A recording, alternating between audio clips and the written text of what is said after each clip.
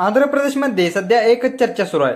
Babu is back. घराच्या भिंतींवर, गाडींच्या काचांवर, रस्त्यावरील बॅनरवर आणि दिल्लीतील सत्तेच्या गलियारांमध्ये फक्त एकच चर्चा सुरू आहे. बाबू इज बॅक. आपण बोलतोय आंध्र प्रदेशचे माजी मुख्यमंत्री आणि आता भावी मुख्यमंत्री नारा चंद्रबाबू नायडू यांच्याबद्दल. आंध्र प्रदेशात त्यांना सर्व बाबू म्हणून ओळखतात. 2019च्या मानहानीकारक पराभवानंतर फक्त 5 वर्षात चंद्रबाबू नायडू सत्तेत परतलेत. 1975 पासून म्हणजे गेल्या 50 वर्षापासून चंद्रबाबू नायडू राजकारणात सक्रिय आहेत. 3 वेळा मुख्यमंत्री, अनेक वेळा मंत्री, विरोधी पक्षनेते आणि तब्बल 40 वर्ष विधिमंडळाचे सदस्य म्हणून त्यांनी काम केलेलं आहे. त्यामुळे राजकारणाच्या बाबतीत त्यांचा अनुभव अत्यंत तगडा आहे. पण हेच चंद्रबाबू नायडू आता पुन्हा एकदा किंगमेकरच्या भूमिकेत आलेत. पुन्हा एकदा म्हणण्याचं कारण काय हे आपण पुढे समजून घेणारच आहोत. आजच्या व्हिडिओच्या माध्यमातून आपण याच चंद्रबाबू नायडू यांच्याबद्दल, राजकीय प्रवासाबद्दल आणि सध्याच्या राजकारणातील भूमिकेबद्दल जाणून घेणार आहोत. आणि यावेळी ते कसे किंगमेकर ठरू शकतात ते पाहूयात. व्हिडिओला सुरुवात करण्या अगोदर एक महत्वाची आठवण, जर का तुम्ही आमचा युट्यूब चॅनल सबस्क्राईब केला नसेल तर लगेच करून घ्या. नरेंद्र मोदी सध्या इतिहास घडवण्याच्या मार्गावर आहेत.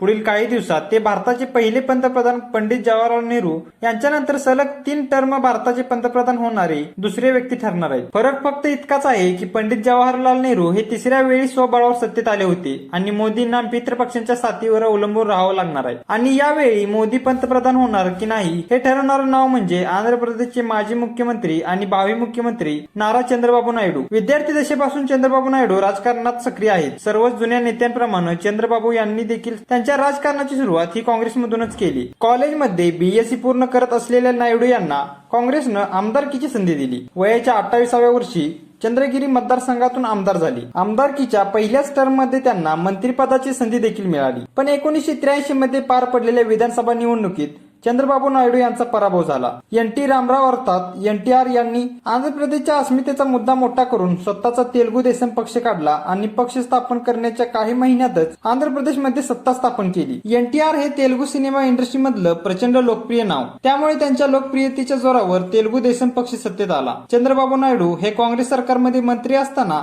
कला आणि सिनेमा इंडस्ट्रीशी निगडीत खात्याचे मंत्री होते. त्यामुळे त्यांचे एनटीआर यांच्याशी चांगले संबंध होते. पुढे 1981 मध्ये एनटीआर यांची कन्या नारा भुवनेश्वरी आणि नारा चंद्रबाबू नायडू लग्नाच्या बंधनात अडकले.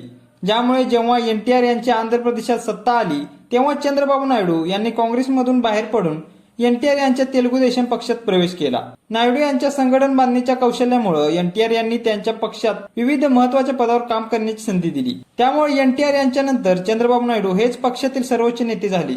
पण एनटीआर यांच्या आजारपणामुळे त्यांच्या दुसऱ्या पत्नी लक्ष्मी पार्वती या पक्ष संघटनेत आणि सरकारमध्ये ढवळाढवळ करत असल्याच्या कारणावरून चंद्रबाबू नायडू यांनी त्यांच्या सासऱ्याच्या विरोधात जाऊन बंड केलं आणि पक्ष आणि सरकार ताब्यात घेतलं. चंद्रबाबू यांच्या नावाला पक्षातील बहुसंख्य आमदार आणि खासदारांचं समर्थन होतं.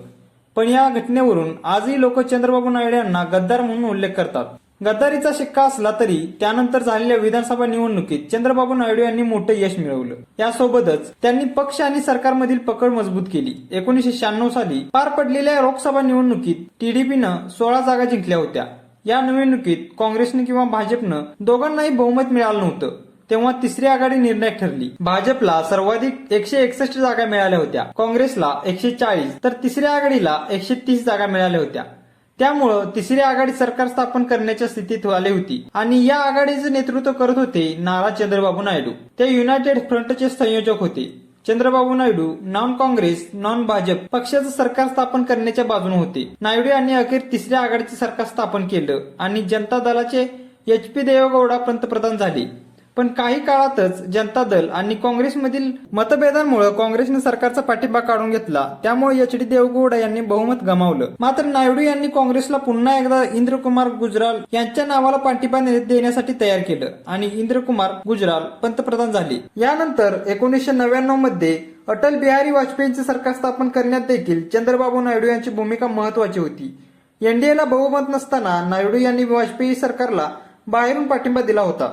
त्यांच्याकडे त्यावेळेस 19 खासदार होते. त्यामुळे एनडीएला एकूण 300 खासदारांचं बळ मिळालं. तर आता 2024च्या लोकसभा निवडणुकीत चंद्रबाबू यांच्या टीडीपी पक्षाला 25 पैकी 21 जागा मिळाल्या आहेत आणि विधानसभेला 175 जागांपैकी 164 जागा एकट्या टीडीपी पक्षाला मिळाल्यात. त्यामुळे चंद्रबाबू हे केंद्रातील सत्ता स्थापनामध्ये किंगमेकर झाले. त्याचं कारण म्हणजे भाजपला स्वबळावर फक्त 240 जागा मिळाल्यात. त्यामुळं टीडीपी भाजपसोबत असणं अत्यंत गरजेचं आहे. त्यामुळंच मोदींच्या सत्तेची चावी चंद्रबाबूंच्या हातात असल्याचं बोललं जाते. आता त्यांचा पाठिंबा हा काय मोफत मिळणार नाहीये. चंद्रबाबू आंध्र प्रदेशला विशेष दर्जा, मंत्रिमंडळात चांगली खाती, करांमध्ये सूट, मोठे इन्फ्रा प्रोजेक्ट आणि राजधानी उभी करण्यासाठी केंद्राची मदत या सगळ्या सवलती मिळवूनच टीडीपीचा पाठिंबा मिळेल असं बोललं जाते.